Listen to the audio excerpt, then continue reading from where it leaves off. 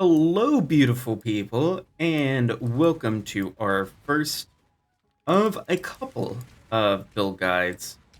At the moment, I have two planned for this league start. I normally do three, but I decided two is really kind of where I want to be with this specific league launch, just because there's two that are kind of calling to me. One is a revamp of a last league build, and the other is this joyous thing, which is going to be Chieftain RF. However, right now I am on a Jugg, so there will be some differences between the Juggernaut and the Chief. So to kind of get into the basis of this, like why are we going Chieftain? What is the appeal of Chieftain after the rework compared to Jugg? Some better quality of life stuff as far as damage is concerned, and as far as the what you can do at high levels, especially if you're willing to invest bukus and bukus of currency. Jugg will outperform Chieftain. However, what Chieftain is going to do is get you a much better build with basically no investment. So it's a little more solo self-found friendly, and it is also going to be a little more new player friendly than Juggernaut will be. We are going to basically, with some very base requirements, like picking stuff off the ground or checking vendors, we are going to be running RF at level 17 pretty easily, and at level 25 we will be overcapped in fire res and, having a good old time. One of the things I do want to mention is that we are going to need to get a Mule character, and basically what that is you're going to create a character of a different class, and you're going to run that character of a different class into a certain point. Now there's two thresholds you can meet. The first is level 4, which is getting Mercy Mission, breaking some eggs, and killing Brutus is the level 4 version. Or, I'm sorry, not killing Brutus, killing Hillock from the start. The second version is going to be going to level 8 to get Combustion, and that is killing Brutus. You can do either of them. I recommend the level 4 Mule just because it's so much quicker. And it also gives us a benefit of being able to check for more low-level jewelry that we may want, such as a lapis amulet or a jade amulet. The other thing that it really is going to provide is giving us access to some lovely stuff that will basically come down the pipeline later that will be useful, like a second Quicksilver Fast, so you just have a smoother start to your League starter experience. Now, you do not have to mule a character if you do not want to. If you want to level purely as Chieftain, you can do so. However, you're going to basically not have the best experience until you hit like level 31, just because you won't have access to the early gems for the most part, which do really make a very large difference on the thing. Another thing to kind of know is that I personally really like the Divine RF. I think it's the cleanest of all the different RFs, and that's the one I'm using here. As far as being able to see ground effects and everything like that, it's white, so it's very easy to see through. There's not a whole lot of white ground effects. It just makes it easy on the eyes. And you'll notice that my RF isn't max level because my radius is still small. This is running at a level 17 RF, so we only have like 2 stages, and I'm also on a conch helm, so just to simulate kind of what your starting RF size and area of effect will be, this will be very close to it. Your RF will be about this big when you start out, and of course you can always scale this up higher if you choose to do so, or you can leave it small like this and just focus on doing more damage. Personal preference aside here. It does scale very well with radius, which comes from gem levels. You get 1 radius for every 4 gems. But let's talk into how to level this guy up. Right, to get started with the path of building and kind of what to know before you dive into this character, I do highly recommend that you mule a witch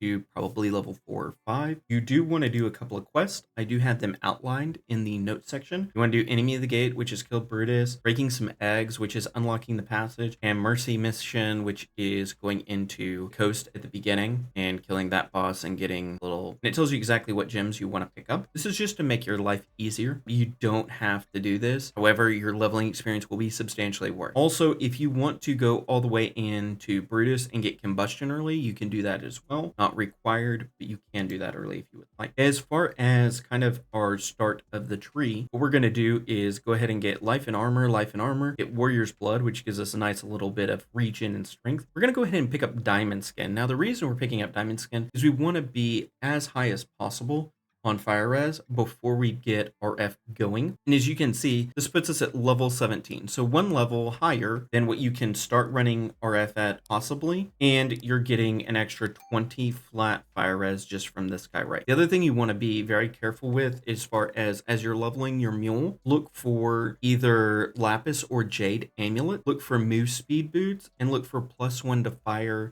weapons. So you want to kind of look for all those things in the vendors while you're muling your witch. Then when you transition over to your marauder, you're going to keep looking for those things if you haven't done it. And you're hoping by the time you hit righteous fire, you have 2 ruby rings equipped. So if you have 2 ruby rings equipped, even if they are the lowest possible roll, and you have diamond skinned and you have no other form of fire res whatsoever, that puts you at 60% fire resistance, where the cap is 75. That also gives you 60 flat life regeneration second as soon as you get fire mastery right here. So you should be in a really good spot as long as you do those couple of things. Then basically, once you go to here, if you need to get more dex or strength, so let's say that this 20 node right here doesn't cover you and you need more, feel free to pick up either of these if you need them and you haven't dropped jewelry or anything like that. Feel free to pick these up. It's going to put you 1 point behind, but it's better to have the resources that you are going to require early so you can level up your gems and just so you have a smooth leveling experience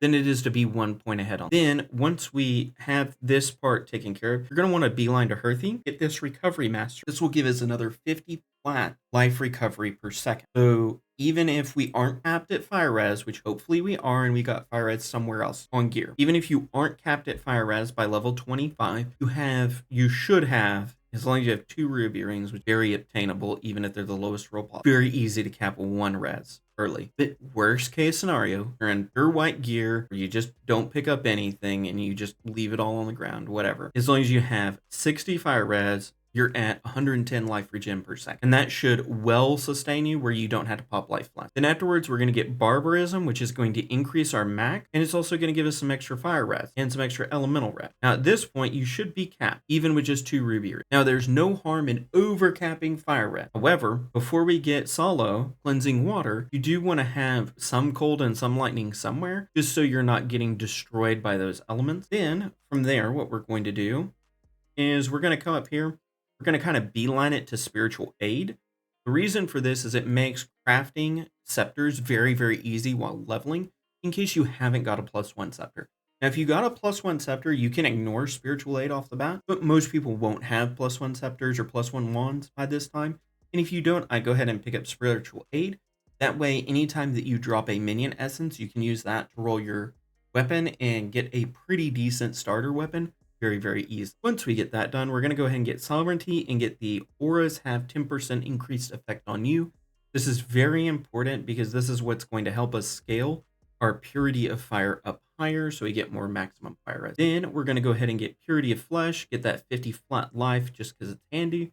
Then we're going to get holy fire, and we're going to get burning enemies have a 3% chance to explode, dealing 1/10 of their maximum life as fire damage. And this just gives us a little bit of clear speed as we're leveling up. And you'll notice the first node that we're getting is solo. And the reason is we want Valako Storm's Embrace as quickly as humanly possible. The other thing you'll notice is that solo isn't applying down here very well. If it does indeed work this way, don't fret, there's another tree that will show you how to fix everything through balancing gear and or getting notes. So from there, this is level 60, so we're on our second lab. We should have Valako Storm's Embrace, and then we're going to start getting this maximum fire res stuff. We're going to just scale our maximum fire res up. Once we get this node, we want to make sure by the time we get this +1 maximum resistance, if you have reserved life and mana, we want to make sure vitality is on arrogant before getting this node. And that's very, very important because it won't work without it. The other thing to note is that we are getting a +1 for having armor ever. You want to make sure that all your pieces of gear have armor and you have vitality on arrogance by the time you get to this point. So sub level 60, you want both of those. Now, if you can't get your armor just right, that's okay. You should be able to correct this very quickly once you get into map. Now, You'll notice there's different trees here, and we're getting 90 res with low gear, with mid gear, and with balance. So to go to our low gear setup is just under items. They're labeled the exact same thing that they say. So low gear here, the reason it is turned off is because we are on this. We just need to come in here and turn on Purity of Fire, and boom, what do you know, we're overcapped. You can see we're like 290% fire res. Okay, we also got a little more tree res. This is optional. You don't have to get this. It's nice quality of life. Then with mid gear, you come over here and you click on mid gear. You'll notice the same thing. You'll notice there's only 2 pieces of gear. It gets us to 90 fire rate. Only 2 pieces, and we're overcapped in fire with minimal stuff on the tree. So keep that in mind that you can do this pretty easily. Now, this does require a Vol Caress Bronze Gauntlet, as well as a Vol Impurity Fire. It will not hit 90 res until it's level 20, because it gets plus 5 levels, which puts it up to 25. 25 is the magic number to get the additional plus 1. So if you get Vol Caress and you aren't at 90, don't worry, you will hit that. Then there's also the Balance Gear tree. This is in case how I think it will work doesn't work at all, and DeSolo, for whatever reason, is busted. Okay, in case all those things go catastrophically wrong, then basically we just do that, and that puts us at 90 fire res, 81 to both, because as you can see, it's not working currently on Path of Building. Even like it's just not applying at all. So I'm hoping we don't have to go to the Balance Gear section, but just in case we had to go to the Balance Gear section, it is there. And you'll notice it doesn't even have gloves or a weapon. That is purposeful. That is just to show you that you can cap everything out without any of the tree nodes, with fairly reasonable gear. We're still well over fire res. We still have plenty in cold and lightning. This should work and apply in some form or fashion. Now, worst case scenario is both this and this only apply to tree nodes.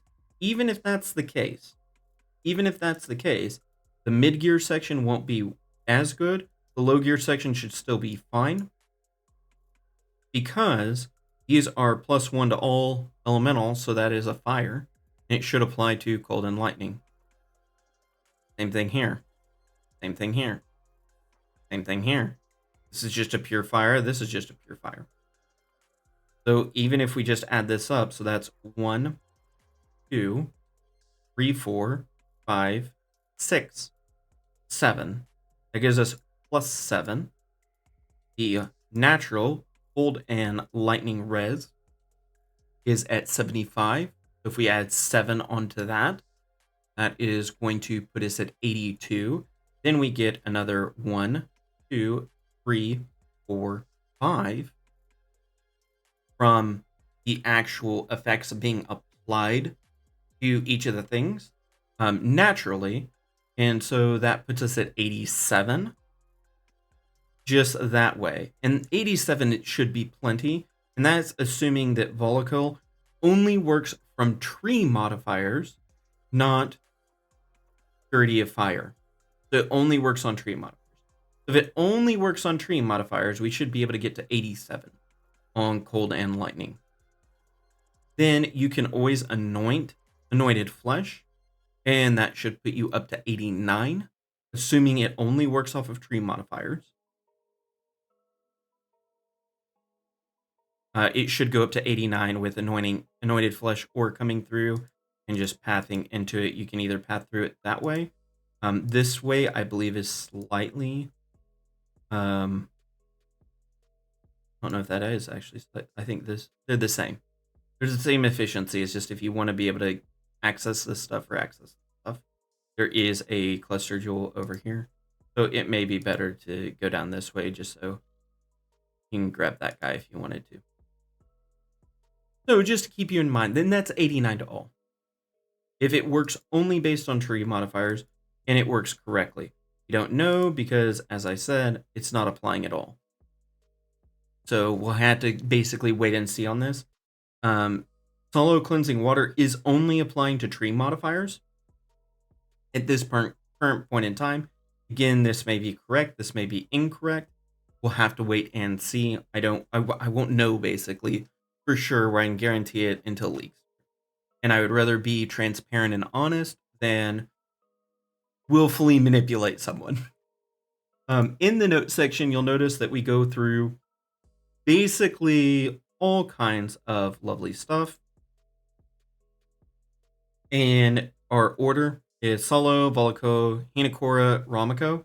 Now, the reason why I really like getting Himakura third is because it does give us a little bit more clear speed. And while it's not great clear speed, because it's only a 5% chance, we also have another 3% chance. And those can stack. Plus, once we eventually get Legacy of Fury boots, which have 100% chance, then now we got multiple levels of chaining, so we're making actual explosions in big clear speed. The other thing is, if you're getting a helmet that doesn't have conk effect, it has burning damage instead of conk effect with the 30% more elemental from your horror spam, you're actually going to get like substantially better clear speed. The other thing you can do as well is come down here and grab Amplify. It's very easy access to if you would like just a little bit better AoE because you want to chain the a little bit better. I also, in the notes, am going to go through Volcrest gloves, kind of how they work, what happens if your RF turns off, when to go RF, how to use Fire Trap, how to scale RF, Chieftain specific resistance rolls, go through that, gear priority, armor thresholds, crafting. I use Pox's site. I give you a link to Pox's site. There's no reason to make a giant crafting section when Pox has just done an amazing job at setting up the crafting section. And I would just recommend his guide in general in case you have any questions whatsoever regarding RF, or if you want to do the RF Jug or Inquisitor and you looked at the video and you saw that, hey, this might not be for me, I think I would rather go one of those other two. Fox does an amazing job with RF, and he will probably have a video for both Inquisitor and Jug this week. I don't know if he'll make it cheap. Maven Boots, Legacy of Fury, what they are. I do recommend waiting until probably the end of week 2 when they go down in price. So with the Chieftain version, because we get this extra pop, we will have better clear speed than Jug will at the beginning of the league. So it is less necessary for us to go Legacy of Fury. That doesn't mean Legacy of Fury is bad. That doesn't mean that Legacy of Fury isn't something you should keep an eye on and try to purchase. It just means that you don't have to spend 3 to 4 divines to get Legacy of Fury. You can wait a few days until they're more reasonable and then pick them up then. End of the first week, pick up your Legacy of Fury. No big deal. The RF breakpoints, basically how to hit those, how to get cover in Ash, what auras we're using. Remember, we're using Purity of Fire because we are Chieftain. This is different than what you would do on Jug or on Inquisitor. Both of those would be use Purity of Elements. What we want to do for Flask, some unique Flask options, how to do curses, how to do neck anoints, how to get Onslaught, cluster jewels, and then the better trading link that will give you gear options that I have already pre-crafted for you just to make your experience a little bit easier. I hope this helps you out. If you have any questions whatsoever, you can feel free to put those down below in the comment section, and I will get back to you as quick as possible. Also, feel free to hop in the Discord, and I will put a link for that as well. And you have a wonderful rest of your day, Exiles. I appreciate you for watching. Stay sane out there.